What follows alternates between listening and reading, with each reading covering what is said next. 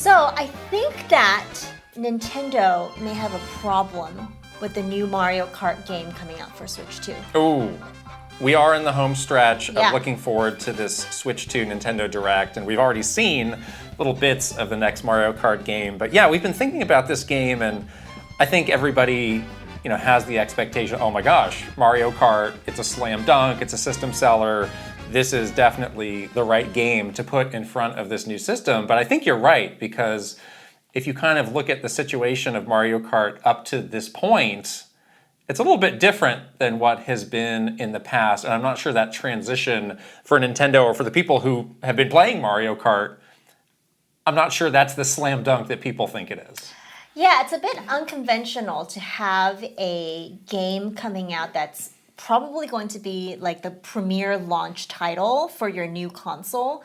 To have this kind of history, this is very unlike Nintendo. Usually when they have, a launch title like Breath of the Wild, for example, it's like this new game-breaking, genre-bending thing that's never been seen before, and that's what's going to make you want to buy the new hardware. But we're kind of in a bit of a different situation with Mario Kart, and honestly, it's because of how successful Mario Kart 8 Deluxe has been for Nintendo. So I think we all know that Mario Kart 8 Deluxe has been a huge success, but I think the extent to which it has been a success has maybe become a bit underrated. Yeah. So as of the last reporting by Nintendo, it's sold 67.3 million copies. Ooh-wee. And this is not counting the 8.5 million copies that it sold on the Wii U before we got the deluxe version. So in total, there have been 75 million copies of Mario Kart 8. That's a hot sales number. Across all So of hot. its different incarnations Yeah. over the years.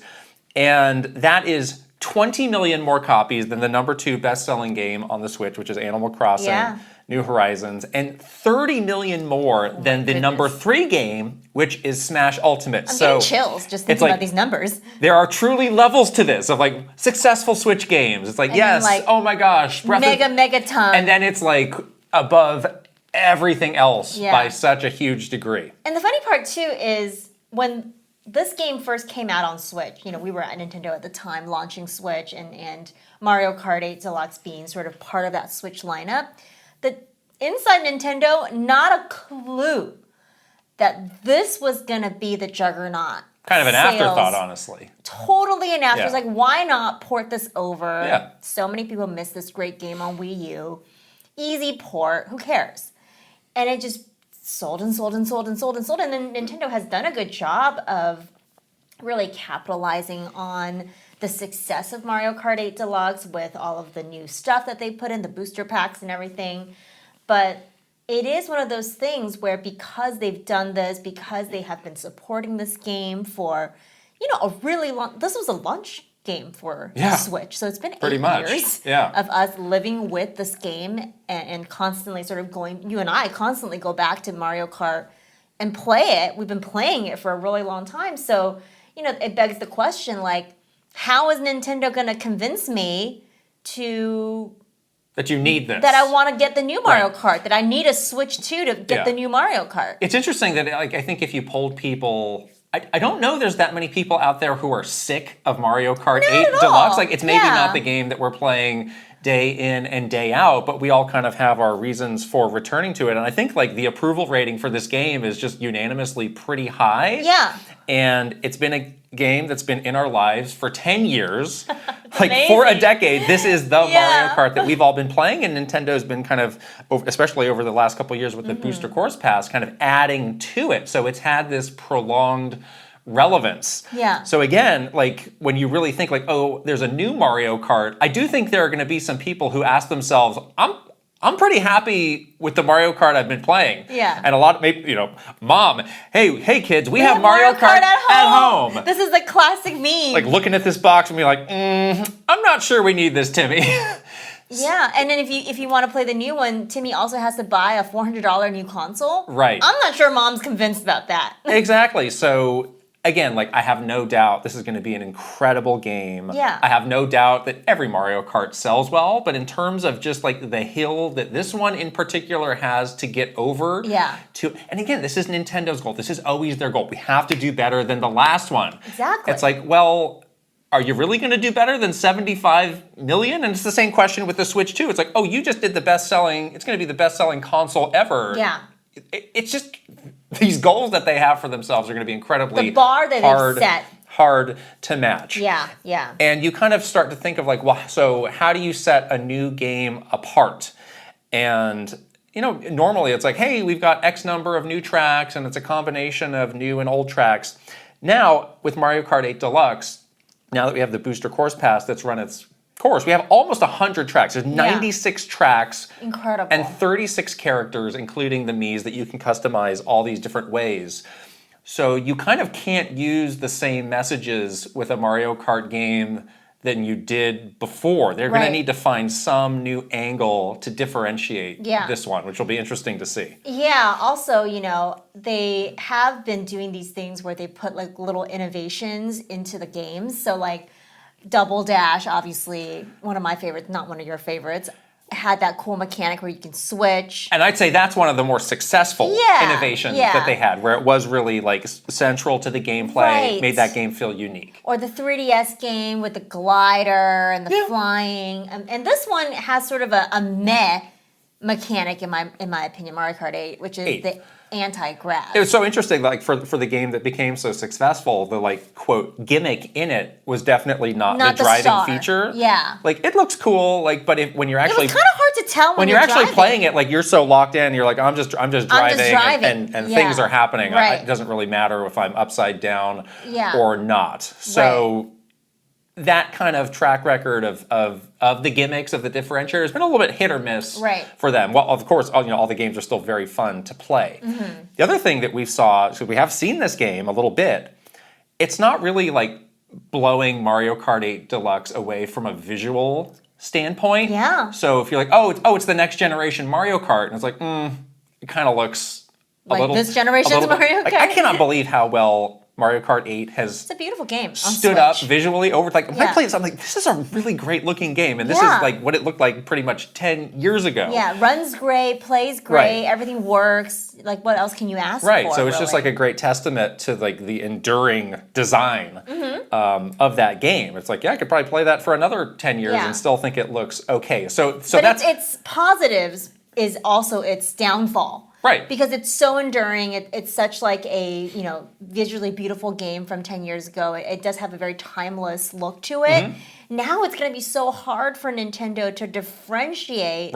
this next one. If you can't do it on visuals, you can't do it on gimmicks, you can't do it on tracks. Volume of tracks. And you can't do it on characters. What do you have left? What's left? You kind of have to really look at areas of innovation that they have not had to dabble into. Yeah. And again, like it could be this amazing new thing. It was like, oh my gosh, I can't believe we went all these years without having this thing in a Mario Kart. Or it could just be like, I kind of like what they had before, or we didn't need this. So like some of the areas where they could experiment are doing some sort of like, I wouldn't say full-on live service, but something where it is like truly a living, breathing game. It's being supported all the time. More consistent, more regular updates. I think this is probably one of the more likely things that they choose to do. Where it's like, this coming out on day one on the Switch 2, and you're going to be playing it for the whole life, and we're just going to be slowly adding away. They're going to be in-game events, all of that stuff. I can see them building like a hub world too, where you can like meet people in the lobby, and it's very interactive. Like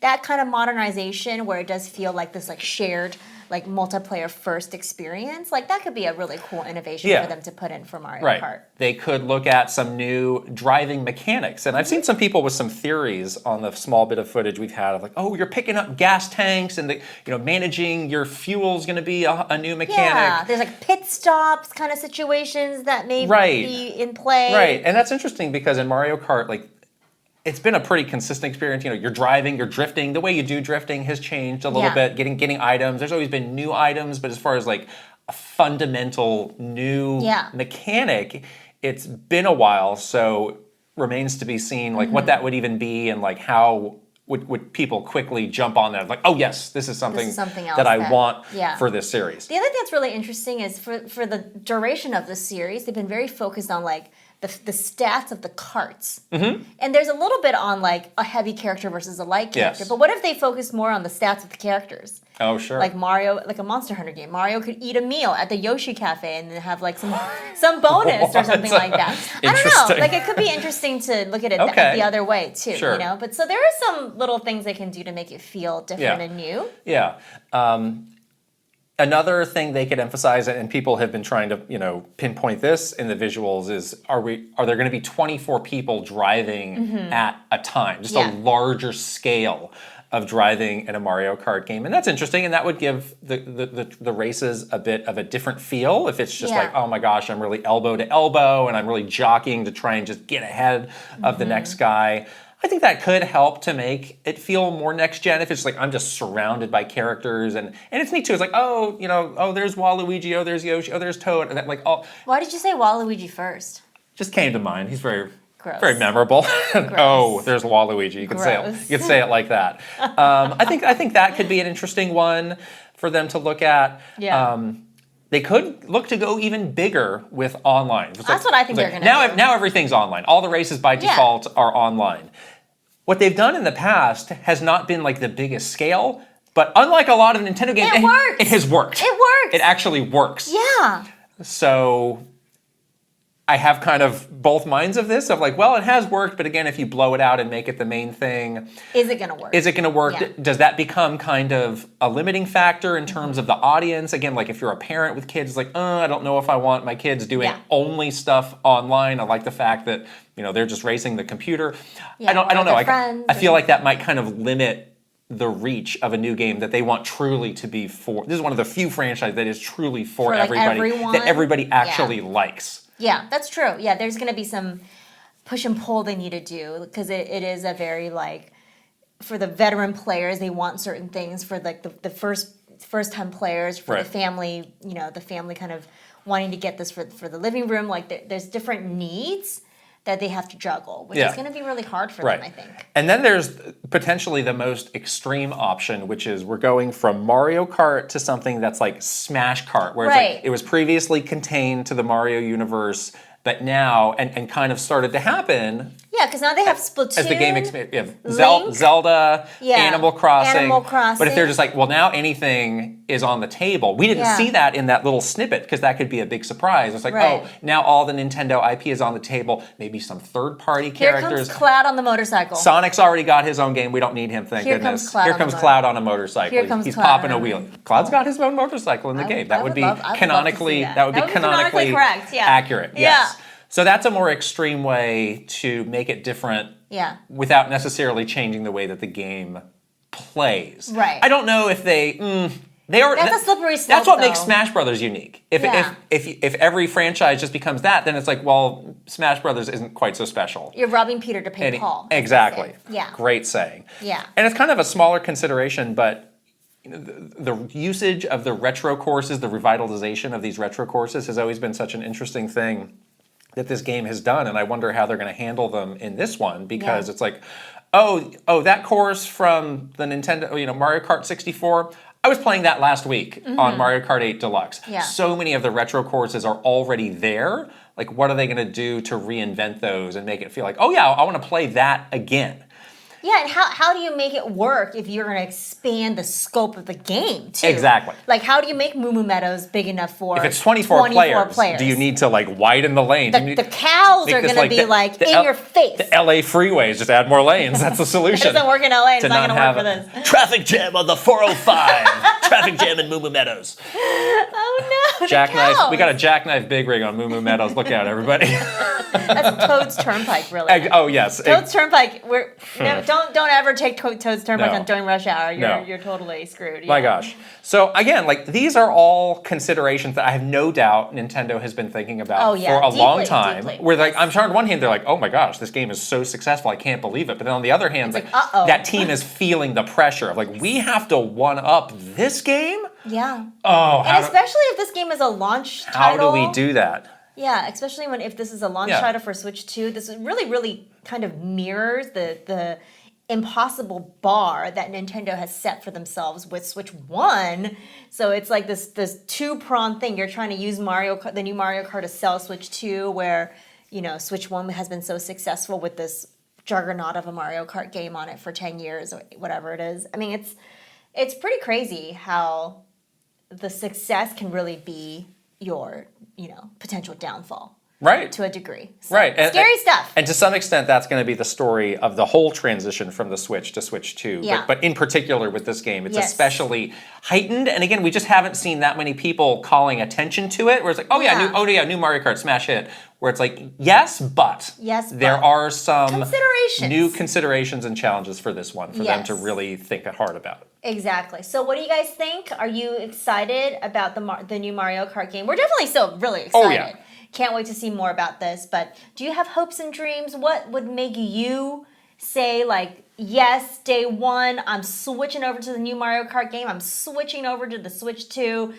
Toss Mario Kart 8 Deluxe right into that dumpster. Burn it down, light it on fire. Don't do that. I'm going to forget all about it. What is it that's going to make you do that? Leave it in the comments below.